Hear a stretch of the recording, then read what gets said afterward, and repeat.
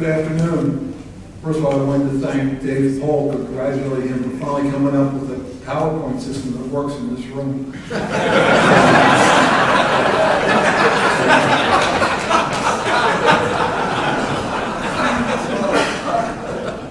Those who cannot remember the past are condemned to repeat it, George Santana wrote. Somehow I have a feeling those words should be engraved on the halls of Congress, but they aren't. Those who cannot remember the past are condemned to repeat it. Today we're here to remember the York Riots of 1969. What happened 44 years ago still has a profound impact on our community. York College Professor Peter Levy will provide an overview of the 1969 York Riots, one of the seminal events in the community's recent history. Dr. Levy is full professor and chair of the Department of History and Political Science at York College, where he teaches courses on modern American, women's, and environmental history, as well as the civil rights movement. Prior to his arrival here in York College, he taught at Lafayette College and Rutgers University. He has been the recipient of numerous awards and has written a number of books and articles. Born and raised in California, he received his BA from the University of California at Berkeley in 1978 and his MA and PhD from Columbia University in 1986. He has lived in Towson, Maryland for more than 20 years with his wife, and he has 2 children. Please give a warm Rotary welcome to Dr. Peter Levy.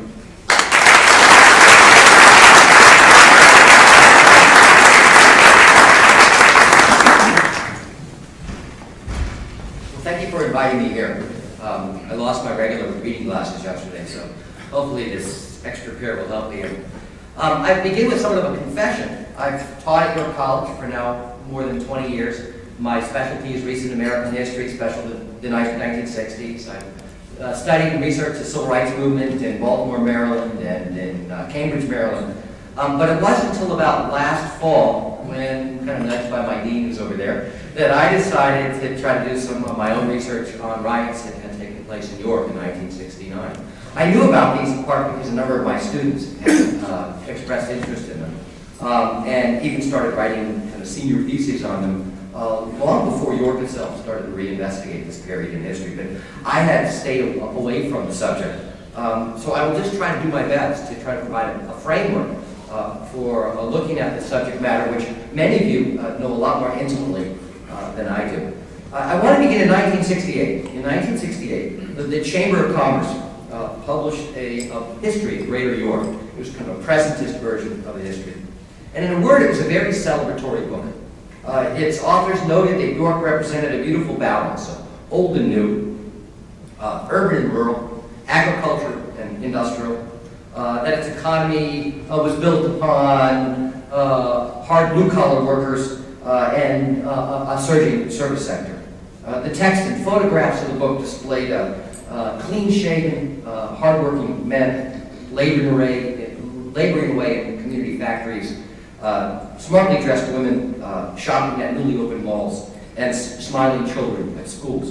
1968 might have been one of the most tumultuous years in American history, but based upon the Chamber of Commerce's version of York at the time, York seemed immune. This was at a time when race riots had swept across the country following Martin Luther King's assassination. Protests in places like Chicago during the Democratic Convention, and also even at the Miss America contest in Atlantic City.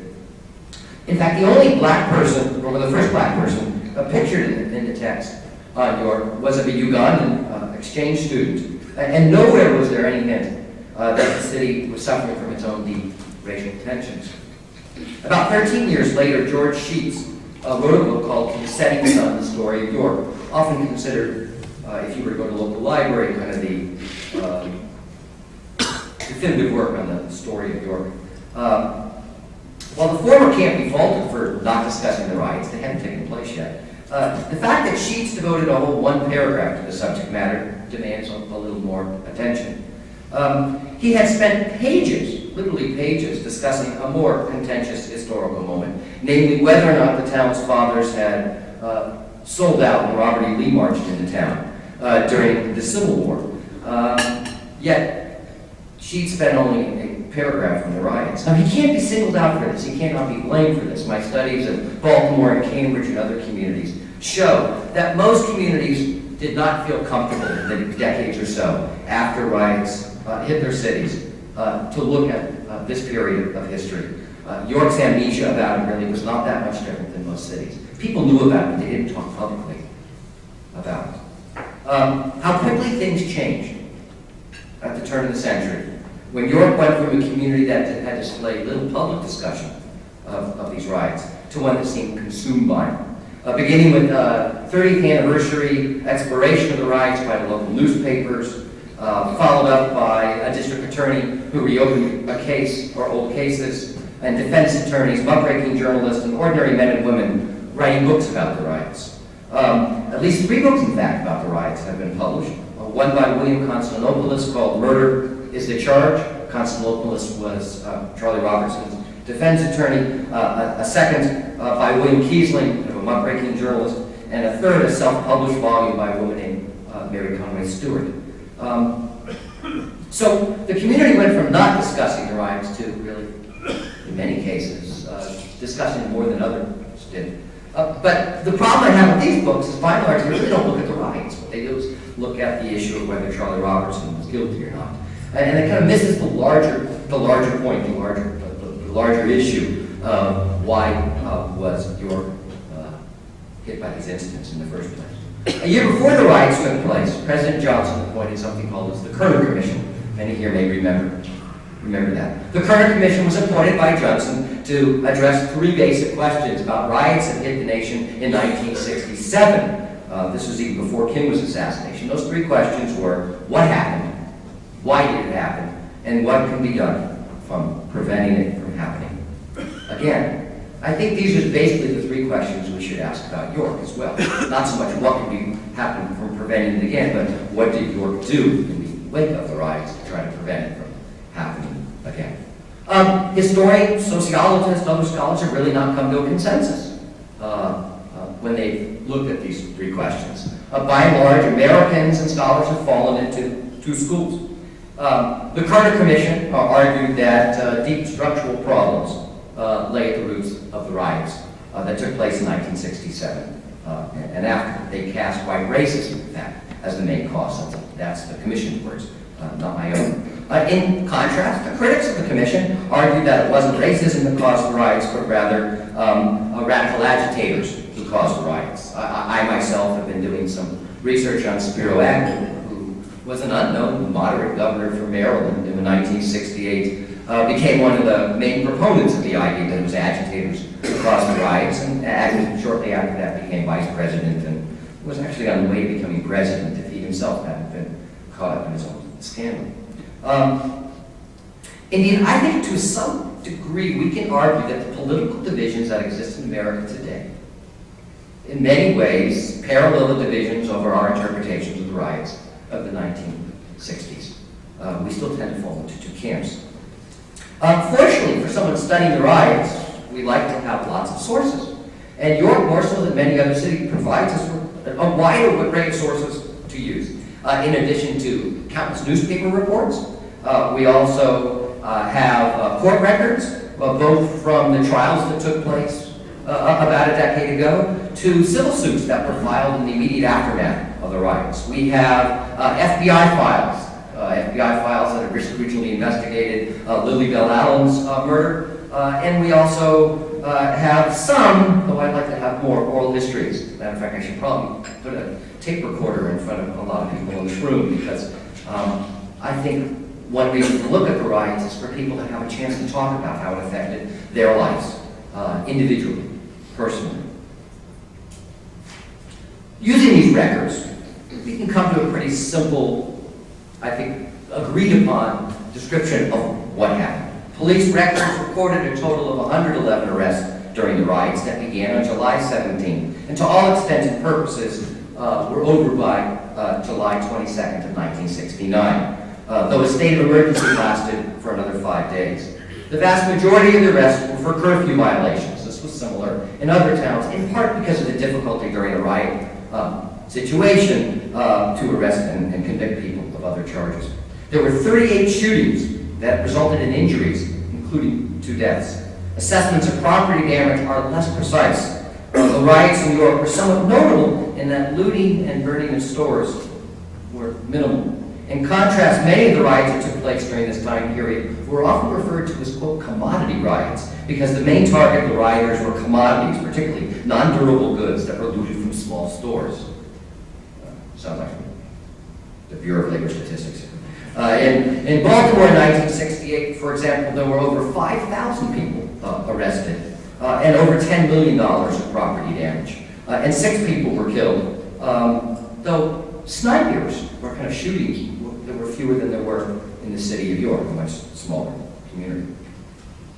Perhaps the best source for us to understand what took place is a district court case, or a United States District Court case, the case of Rhoda Barton and Louis Johnston versus Ellie Eichelberger, a case in which the plaintiffs actually lost, but the judge provided us with 129 separate findings of fact in which he detailed really day by day, almost hour by hour, place by place, what took place. According to Judge McNeil, and most people agree upon this, the riot was initially sparked by a charge by a young black man that he had been burned by a bunch of white gang members known as the Charrettes Street Gang. He later recanted this story, but as often happened, rumors of some type of altercation set off riots. This was true in Newark, this was true in Watts. And the rumors were believed because other incidences like this hadn't taken place. There were at least 5 main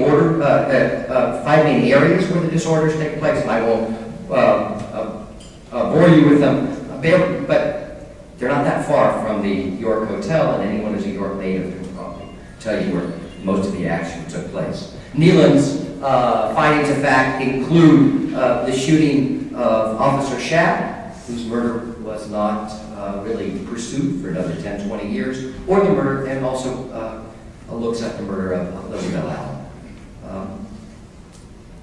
Now, I'm more interested in kind of the second question, which was why did the riots take place, rather than what took place, especially since I only had 20 minutes. So, as I said before, there are 2 schools here. One school is that the riots took place largely because of structural problems. There was inequality in society. And the other was that there were radical agitators.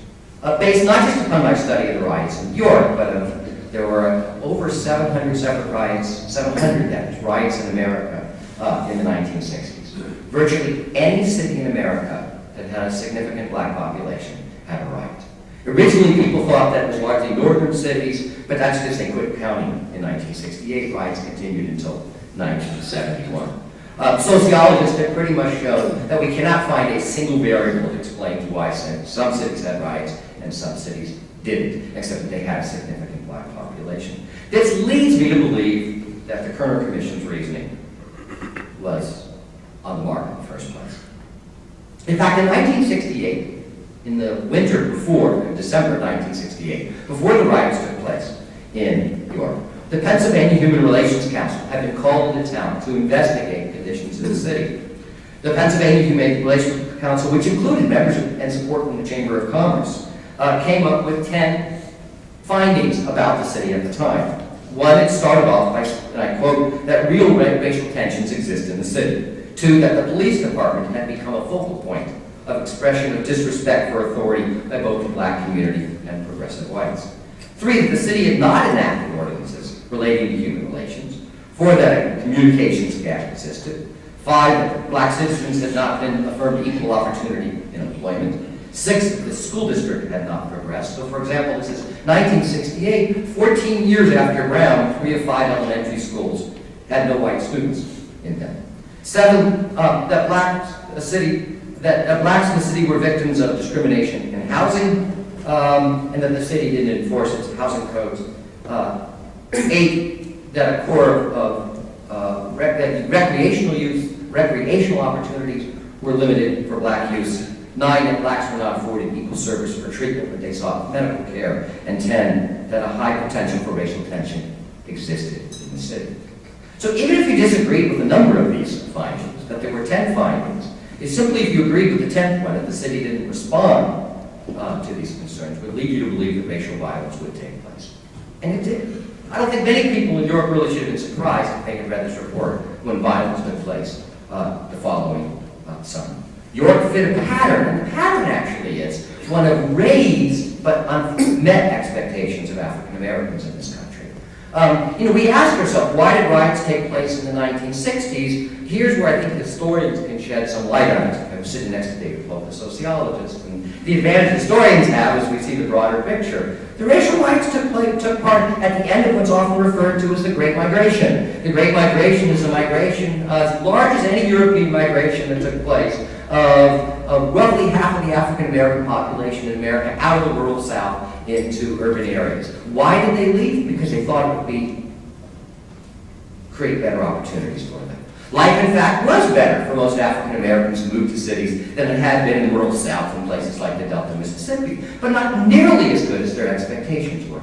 As the Pennsylvania Human Relations Commission, I think, clearly pointed out, discrimination was pervasive in America as late as 1968. Now, remember, the commission also asked, what should be done? And the interesting thing here is, I think, unfortunately, York often gets undeserved poor reputation.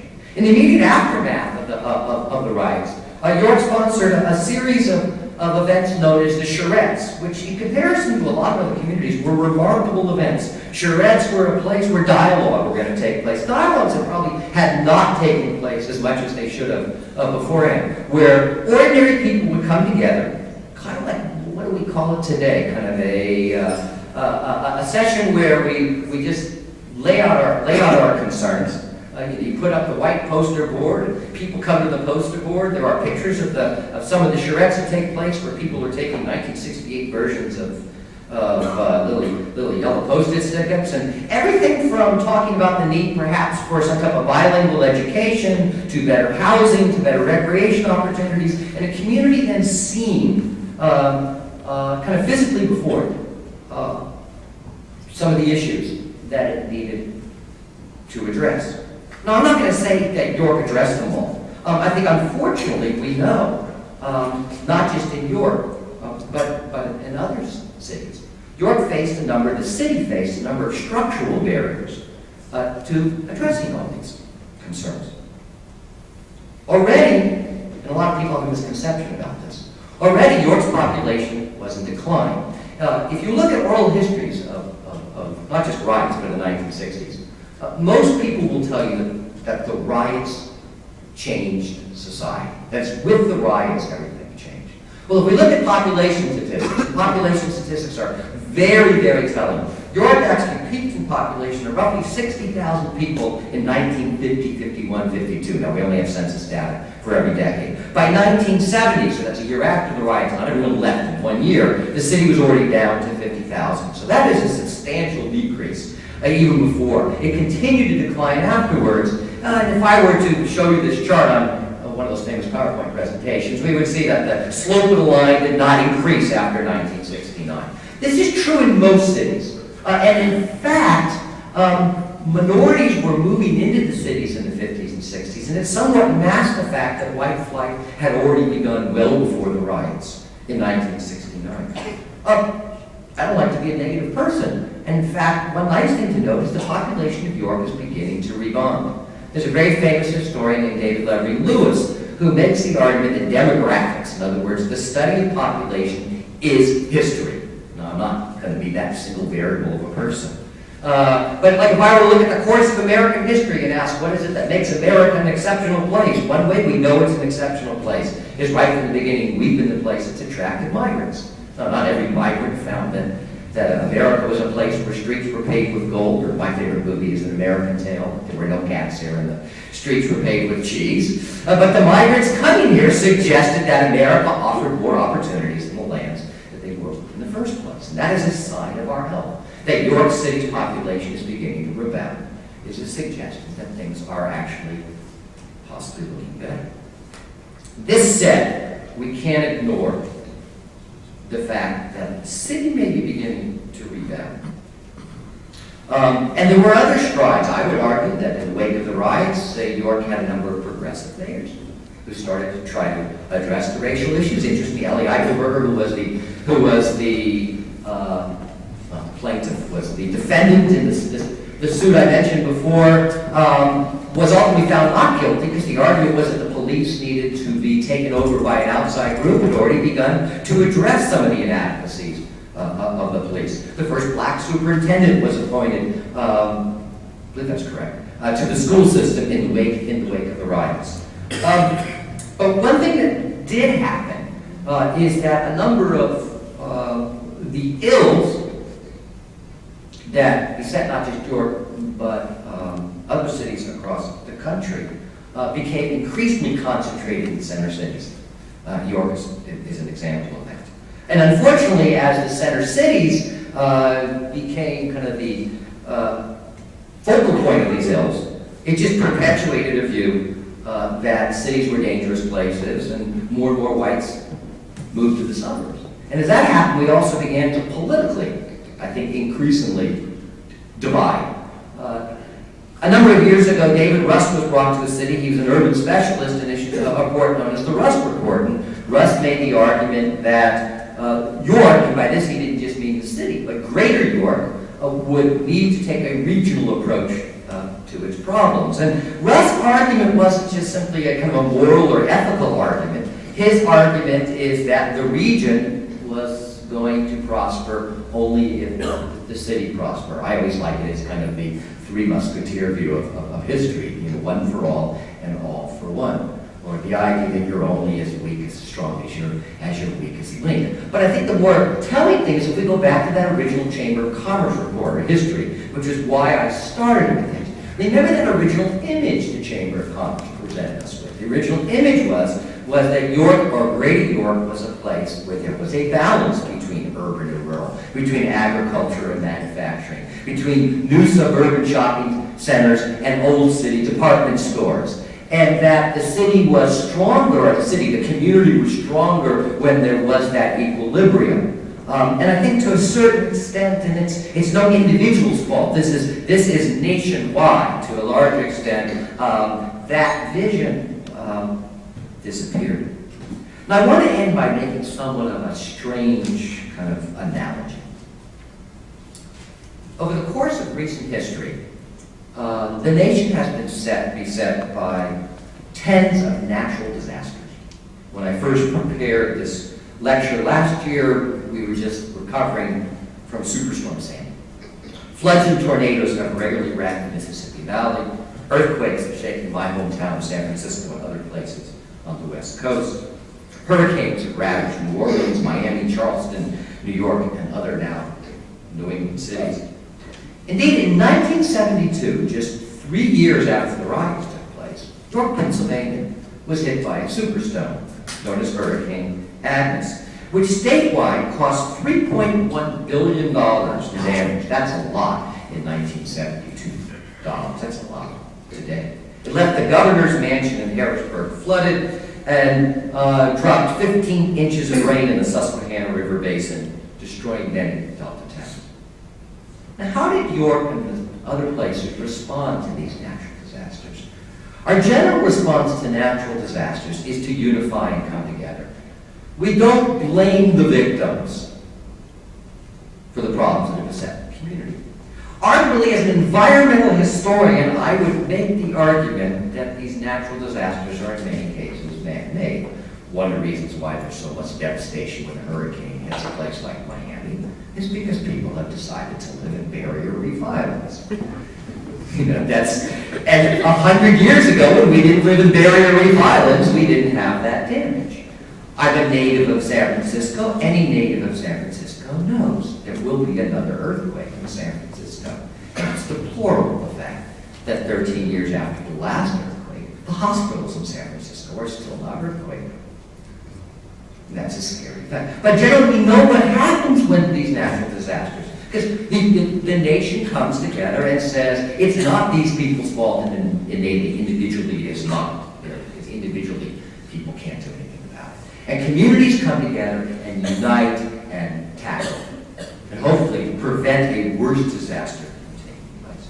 So what I'd like to think we can do is we can take these natural disasters and say, well, maybe we should start, and I think we've already started it, but maybe we should think of our own urban ills in the same way. The best way to prevent social civil disorders is to unify in advance and address the social causes that underlie it in the first place. If we don't do that, then unfortunately we'll be asking the question that the Kerner Commission really wanted to evade, which was, can it happen again? And I think we're silly if we say it can't. So I'd like to thank you again for this opportunity to talk about which is not really a uplifting subject, and I welcome questions, and I know a lot of you here have some very intimate experiences with the rights.